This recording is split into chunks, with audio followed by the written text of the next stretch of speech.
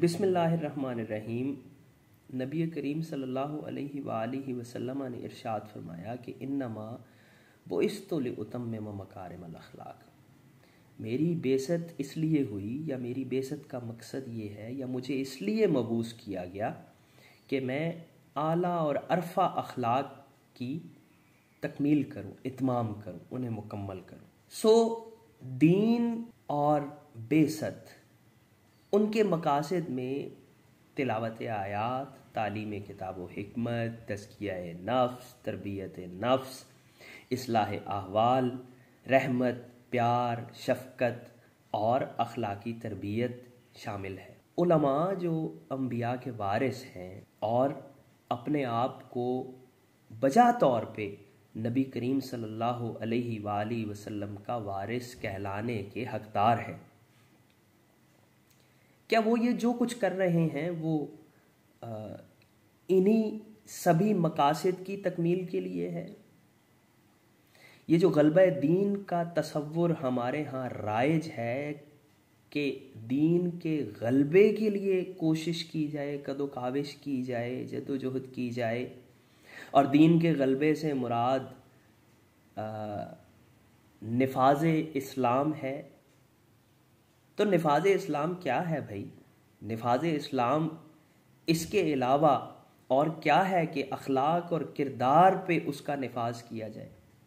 दीन इसके अलावा और क्या है कि अपने आमाल को दुरुस्त किया जाए और अपने आमाल की दुरुस्तगी की बुनियाद पर दूसरों को दीन की तबलीग की जाए। और वो दीन सारे का सारा यही नसीहत है, वो दीन सारे का सारा यही किरदार है। तो कहीं ये कोई पोस्ट कॉलोनियल सिंड्रोम या पोस्ट कॉलोनियल माइंडसेट तो नहीं है, ये कहीं आप उलमा के जहन में इस्लामी कॉलोनी बनाना तो मकसूद नहीं हो गया? क्या इस्लाम का मकसद भी यही था? और फिर अखलाक और किरदार की तकमील और इत्माम और इस सुन्नत और बेइज्जत के इस मकसद में एक दूसरे की तकफीर कब से आ गया? एक दूसरे के ऊपर कीचड़ उछालना कब से आ गया? लोगों को, अच्छे भले मुसलमानों को दीन से खारिज करने के आमाल व अफ़आल का इस बेइज्जत के बुनियादी मकसद से क्या ताल्लुक है?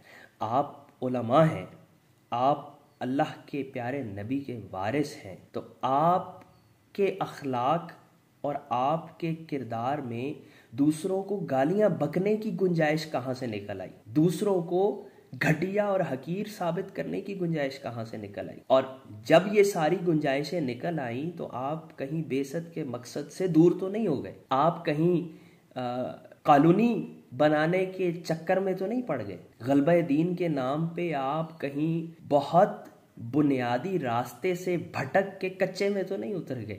असल गलबा दीन क्या है? बेइज्जत का असली मकसद क्या है? वारिसे नबी करीम सल्लल्लाहु अलैहि वसल्लम होने के नाते आपकी बुनियादी और असली जिम्मेदारी क्या है? हमें लगता है कि दीन फ़कत अखलाकी और किरदारी तरबियत का नाम है, और आप दूसरे के अखलाक और किरदार की तरबियत या दुरुस्तगी या इस्लाह तब तक नहीं कर सकते जब तक आपका अपना किरदार दुरुस्त ना हो। तो एक दूसरे को अपनी झूठी अना की बुनियाद पर, अपने दुनियावी मकासद की बुनियाद पर गलत कहना, उनको काफिर कहना, उनको गालियां बकना, ये यकीनन बदकिरदारी और बद अखलाकी की बेहतरीन मिसाल है। तो आप उस नबी के वारिस हैं जो नबी मकारिम अखलाक की तकमील के लिए आए थे, तो आप बदकिरदार कैसे हो सकते हैं?